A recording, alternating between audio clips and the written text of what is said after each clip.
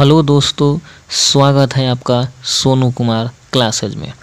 दोस्तों, आज के इस वीडियो में हम लोग पढ़ेंगे क्लास 9 के लिए NCERT बुक का प्रथम चैप्टर का, जो कि चैप्टर का नाम है हमारे आसपास के पदार्थ।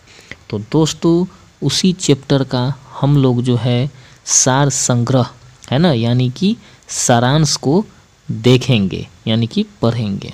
ठीक है दोस्तों, वीडियो को शुरू करने से पहले आप लोगों को कहना चाहूँगा कि अगर अभी तक आप लोगों ने इस चैनल को सब्सक्राइब नहीं किया है तो इस चैनल को सब्सक्राइब ज़रूर कर ले, ताकि इससे रिलेटेड इम्पोर्टेंट नोटिफिकेशन आपको मिलता रहे।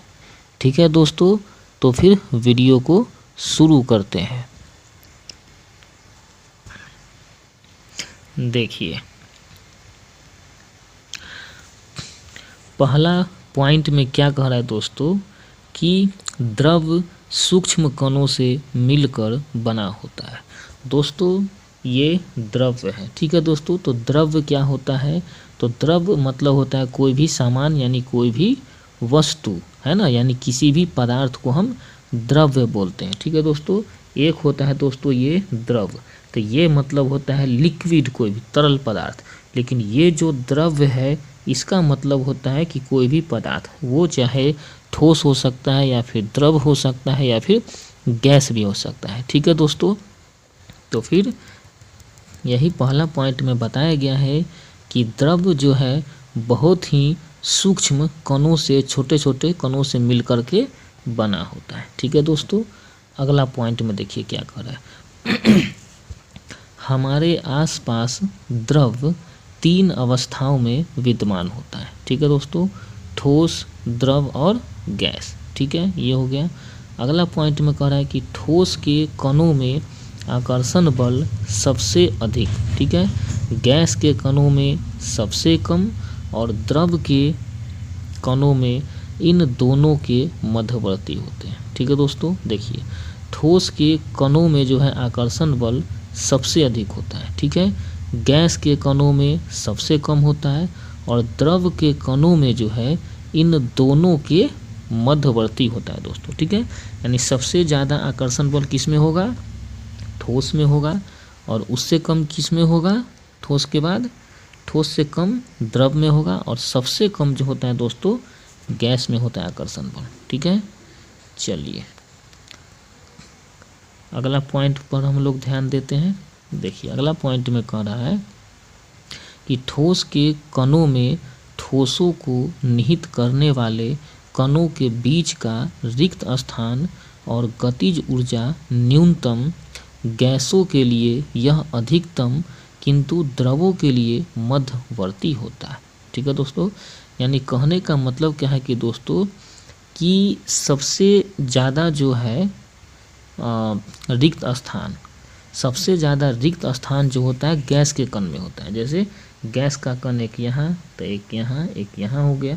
ठीक है, ये ज़्यादा खाली जगह होता है, लेकिन इससे कम होता है द्रव में। ठीक है, थोड़ा सा दूरी कम जाता है। ठीक है दोस्तों, और ठोस में सबसे कम रहता है। ठीक है, रिक्त स्थान। ठीक है दोस्तों, चलिए अब हम लोग अगले पॉइंट पर ध्यान देते हैं। देखिए, अगला पॉइंट में कह रहा है कि ठोसों के लिए उनके कणों की व्यवस्था अत्यधिक क्रमित होती है। ठीक है दोस्तों, ठोस के लिए जो है उनके कणों की व्यवस्था अत्यधिक क्रमित होती है। द्रवों में कणों की परतें एक दूसरे पर से फिसल व अस्खलित हो सकती है। गैसों में कोई क्रम नहीं होता और इनके कण अनियमित रूप से विचरण करते हैं। ठीक है दोस्तों, देखिए, ठोस का कण जो है बहुत ही ज़्यादा एकदम क्रमित होता है, यानी कि एकदम क्रमिक रूप से जो है ठोस का कण दोस्तों एकदम व्यवस्थित रहता है। ठीक है, एकदम व्यवस्थित रहता है, और थोड़ा सा जो है अव्यवस्थित रहता है द्रव में। जैसे यहाँ पर है, अगर यहाँ पे कोई कण आया तो फिसल के यहाँ पर आ सकता है, यहाँ पर है तो फिसल के यहाँ पर आ सकता है। ठीक है दोस्तों, तो फिर ये सब जो है हो सकता है। और गैस में जो है कण मुक्त रहता है, कहीं भी आ जा सकता है। कोई कण यहाँ है, थोड़ी देर में यहाँ आ गया, फिर यहाँ आ गया, इधर उधर कण चलते रहता है। ठीक है दोस्तों, चलिए अगला पॉइंट पर हम लोग ध्यान देते हैं।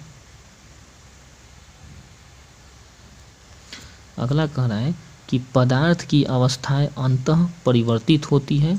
पदार्थ की अवस्थाओं में परिवर्तन ताप और दाब में परिवर्तन से किया जा सकता है। कह रहा है दोस्तों कि पदार्थ की अवस्थाएं जो है अंततः परिवर्तित होती है। ठीक है दोस्तों, अंततः परिवर्तित होती है। पदार्थ की अवस्थाओं में परिवर्तन ताप और दाब में परिवर्तन से किया जा सकता है। मतलब दोस्तों पदार्थ की अवस्था में हम परिवर्तन ला सकते हैं, किसके कारण? तो उसके ताप और उसके दाब में परिवर्तन लाकर। जैसे अगर कोई बर्फ़ है तो उसको हम ताप बढ़ा देंगे तो वो द्रव में बदल जाएगा। ठीक है दोस्तों, दाब भी बढ़ा देंगे तो भी जो है सो क्या होगा, द्रव में बदलेगा। यानी ताप और दाब में परिवर्तन से हम उसके अवस्था में परिवर्तन ला सकते हैं। ठीक है, चलिए अगला पॉइंट में देखिए क्या कह रहे हैं दोस्तों कि ऊर्ध्वपातन प्रक्रम में ठोस पदार्थ द्रव में परिवर्तित हुए बिना ही सीधे गैसीय अवस्था में आ जाता है। दोस्तों ऊर्ध्वपातन बहुत पिछले वीडियो में भी मैंने पढ़ा चुका हूँ दोस्तों कि ऊर्ध्वपातन क्या होता है, जो ठोस से सीधे जो है वो गैस में आ जाता है, द्रव में नहीं आता है। और फिर जब उसको ठंडा करते हैं तो गैस से सीधे द्रव में आ जाता है दोस्तों, द्रव में नहीं आता है। ठीक है, इसी को ऊर्ध्वपातन बोला जाता है। नेक्स्ट पॉइंट में क्या कहना है दोस्तों, ये हो गया। देखिए कि निक्षेपण प्रक्रम में गैसीय पदार्थ सीधे ठोस अवस्था में आ जाता है। ठीक है, यानी निक्षेपण प्रक्रिया क्या होता है दोस्तों, यानी कोई भी गैसीय पदार्थ सीधे ठोस में आ गया तो उसको हम लोग निक्षेपण प्रक्रम उसको बोलते हैं दोस्तों। ठीक है, चलिए नेक्स्ट पॉइंट में क्या है, क्वथनांक की समष्टि परिघटना जिसमें समष्टि के कण द्रव अवस्था से वाष्प में परिवर्तित होते हैं। ठीक है, यानी क्वथनांक की समष्टि परिघटना जिसमें समष्टि के कण द्रव अवस्था से वाष्प में परिवर्तित होते हैं। ठीक है, यानी कि द्रव का कण किसमें, वाष्प में परिवर्तित होते हैं। ठीक है दोस्तों, चलिए नेक्स्ट पॉइंट, वाष्पीकरण एक सतह की परिघटना है। सतह के कण पर्याप्त ऊर्जा ग्रहण कर उनके बीच के परस्पर आकर्षण बलों को पार कर लेते हैं और द्रव को वाष्प अवस्था में परिवर्तित कर देते हैं। देखिए दोस्तों, वाष्पीकरण क्या है, तो एक सतह की परिघटना है। जैसे कहने का मतलब है, अगर ये मान के चलिए कि एक नदी है, इसमें पानी भरा हुआ है, तो इसमें वाष्पीकरण जो होता है, ठीक है, तो वाष्पीकरण जो दोस्तों होता है तो ये इसका सतह पर का पानी जो है भाप बन के ऊपर उड़ता है। ठीक है, इसके अंदर का पानी जो है भाप बन के नहीं जाता है दोस्तों। ठीक है, तो ये वाष्पीकरण प्रक्रिया है दोस्तों। देखिए इसमें होता क्या है कि सतह के कण पर्याप्त ऊर्जा ग्रहण कर उनके बीच के परस्पर आकर्षण बलों को पार कर लेते हैं। ठीक है, यानी सतह पर जो भी जल का कण रहता है तो वो क्या करता है कि ऊर्जा ग्रहण कर लेता है। ठीक है दोस्तों, ऊर्जा ग्रहण करके क्या करता है कि पानी का जो आकर्षण बल के कारण जो पानी का कण बंधा हुआ रहता है उसको वो तोड़ करके और ऊपर निकल जाता है। ठीक है, द्रव को वाष्प अवस्था में परिवर्तित कर देता है, उसका वही गतिज ऊर्जा। ठीक है, चलिए अगला पॉइंट देखिए, वाष्पीकरण की गति निम्नलिखित कारकों पर निर्भर करती है। किस पर? देखिए, सतही क्षेत्रफल पर, जिसका वायुमंडल के प्रति परित्याग होता है ना, तापमान, आर्द्रता, ठीक है, और वायु की गति। कहने का मतलब क्या है कि वाष्पीकरण का गति किस किस चीज़ पर निर्भर करेगा दोस्तों, सतही क्षेत्रफल पर निर्भर करेगा।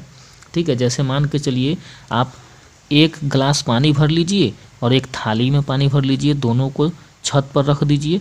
पहले किसका पानी भाप बन के उड़ेगा, थाली वाला पानी। ठीक है, यानी जिसका क्षेत्रफल ज़्यादा होगा उसका वाष्पीकरण ज़्यादा होगा। ठीक है, उसके बाद तापमान, अगर तापमान ज़्यादा है यानी गर्मी के मौसम में ज़्यादा वाष्प में पानी बदलेगा, ठंड के मौसम में कम होगा। आर्द्रता, अगर वर्षा के दिनों में जो है सब पानी कम भाप बन के उड़ेगा, ठीक है। वायु की गति यानी अगर आंधी है तो आंधी में कपड़े जो है कम समय में सूख जाते हैं, तो ये सब निर्भर करता है, ठीक है दोस्तों। चलिए नेक्स्ट पॉइंट देखिए क्या कह रहा है कि वाष्पीकरण की गुप्त ऊष्मा ताप की वह मात्रा है जो 1 किलोग्राम द्रव को वायुमंडलीय दाब और द्रव के क्वथनांक पर गैसीय अवस्था में परिवर्तन करने हेतु प्रयोग होती है, ठीक है दोस्तों। देखिए वाष्पीकरण की गुप्त ऊष्मा किसको कहते हैं दोस्तों, तो वाष्पीकरण की गुप्त ऊष्मा ताप की वह मात्रा है जो 1 किलोग्राम द्रव को वायुमंडलीय दाब और द्रव के क्वथनांक पर गैसीय अवस्था में परिवर्तन करने हेतु प्रयोग होती है। देखिए दोस्तों, यानी वाष्पीकरण की गुप्त ऊष्मा किसको कहते हैं, यानी 1 किलोग्राम द्रव को, जैसे मान के चलिए कि 1 किलो अगर हम पानी ले लेते हैं, ठीक है, तो 1 किलो पानी को जो है भाप में बदलने के लिए जितना ऊष्मा का जरूरी होगा, ठीक है, तो उसी ऊष्मा को हम लोग कहेंगे पानी का गुप्त ऊष्मा कहते हैं दोस्तों, ठीक है। चलिए आगे बढ़ते हैं हम लोग।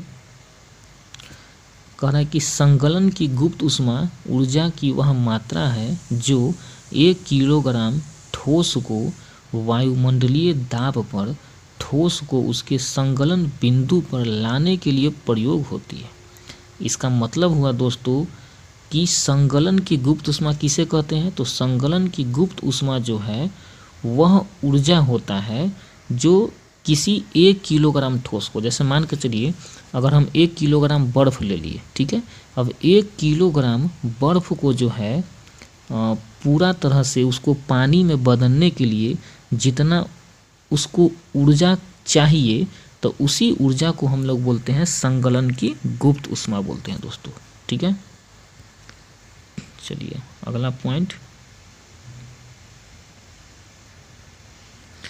देखिए दोस्तों, अगला पॉइंट में है कि हम लोग जो है कुछ राशि और उसका मात्रक और उसका प्रतीक, ठीक है, तो इस पर जो है हम लोग ध्यान देंगे, ठीक है। तो देखिए जैसे इसमें ये राशि हो गया, ये मात्रक और ये प्रतीक है। देखिए यानी तापमान, तो तापमान का मात्रक क्या होता है, तो केल्विन होता है, और इसका प्रतीक क्या होता है, तो कैपिटल के होता है।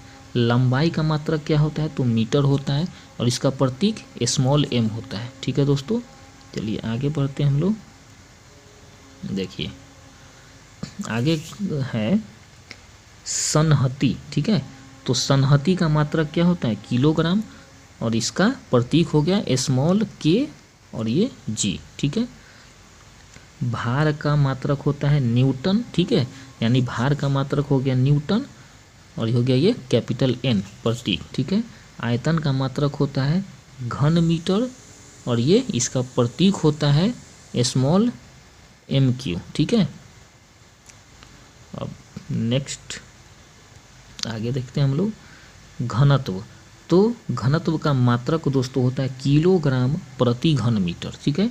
घनत्व का मात्रक होता है किलोग्राम प्रति घन मीटर, ठीक है।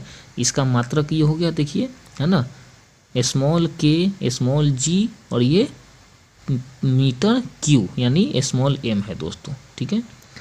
दाब, तो दाब का मात्रक होता है दोस्तों पास्कल, ठीक है, दाब का मात्रक पास्कल, और इसका प्रतीक हो गया कैपिटल P स्मॉल a, ठीक है।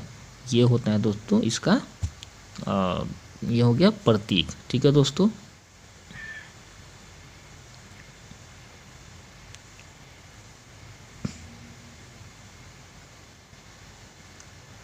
तो दोस्तों इस तरह से जो है आज हम लोगों ने इस वीडियो में पढ़ा NCERT का सार संग्रह, और ये क्लास 9 के लिए था, ठीक है। चैप्टर पहला चैप्टर था हमारे आसपास के पदार्थ, ठीक है दोस्तों। तो वीडियो को दोस्तों सब्सक्राइब और लाइक करना बिल्कुल मत भूलें। मिलते हैं फिर अगले वीडियो में, तब तक के लिए धन्यवाद।